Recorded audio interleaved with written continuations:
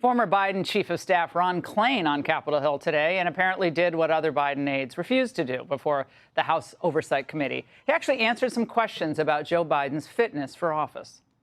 Mr. Klain's being fairly responsive to our questions. I just want to emphasize that he was credible, humble, was non-confrontational. He answered every question comprehensively, didn't avoid a single question. He's not trying to avoid answering the questions. A source says that Klain believes that Biden did have the mental sharpness to serve as president. And he acknowledged, though, that the president was less energetic and more forgetful, but he still had the acuity to govern. Klain stated that President Biden often confused names and proper nouns, and it got worse over time, as did his memory. Klain, however, wasn't as talkative when approached by our own Aisha Hasni. Can you just tell us, now that you're done with this deposition, did you talk about Hunter Biden at all in that claim about Ambien? Did you ever see the president taking Ambien before the debate? President Biden mentally fit. What do you think is going on with him? Are you going to push the House message for the committee? I should just hold up a sign that says no comment. Here to react, Ohio. Yeah, exactly.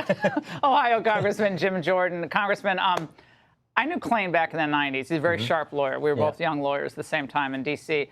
But your colleague said he was, forthcoming. Tell us about it. And I was a little, I wasn't able to be at today's deposition. I had other responsibilities on Capitol Hill. But I was a little surprised because everyone else had exercised some kind of privilege. I figured he would, too, being, the former chief of staff. But he came in and answered questions. I still think the big takeaway here is the media tried to tell us forever, the left tried to tell us forever that Joe Biden was just fine. I mean, and this is typical of the left. They told us that, Catholics are terrorists. They told us the dossier is real. They told us the laptop wasn't real. And no inflation. No inflation during and Biden. they tell us Joe Biden's just fine when we could all see it with our own eyes.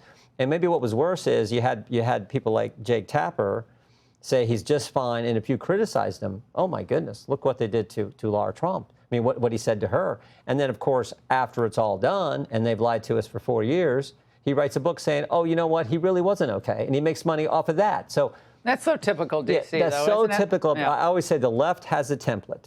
The left tells a lie. Big media reports the lie. Big tech amplifies the lie. And then when you tell the truth, they call you a racist. Or they'll call you some other name. They'll attack you.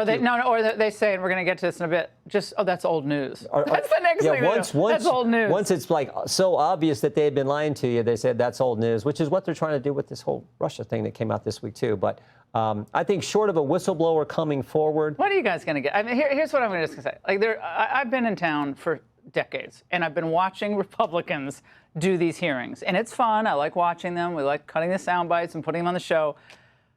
But whether it was Hillary or any, we never get anywhere. There's no accountability. It seems like the fraud is perpetrated and there's no accountability. I do think the fact that the Attorney General of the United States has put together what she's called the strike force to focus in on this issue.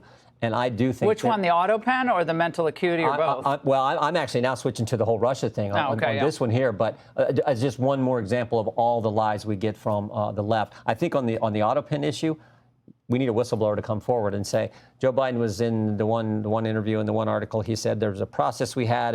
If that was complete, then we could go ahead and someone else could sign off on it, whether it's Ron Klain or whoever, and then they could sign the document. Well, short of seems to me a whistleblower coming forward and said that's not what happened. It was something else, and someone signed it without any kind of authorization or okay. I think it's tough to prove it, but we all know he wasn't up to the job. Who's going to win the governor's race in Ohio? Vivek. Yeah, Vivek. No issue, right? I think Sherrod might run on the Democrat side, Sherrod Brown, and if he does, it could be maybe more of a race. But I think Vivek beats him as well. I think he's a good candidate and going to do good things for our state. Congressman, great to see you in the studio. Good to be with it's been too long. Come back soon. Hey, Sean Hannity here. Hey, click here to subscribe to Fox News YouTube page and catch our hottest interviews and most compelling analysis. You will not get it anywhere else.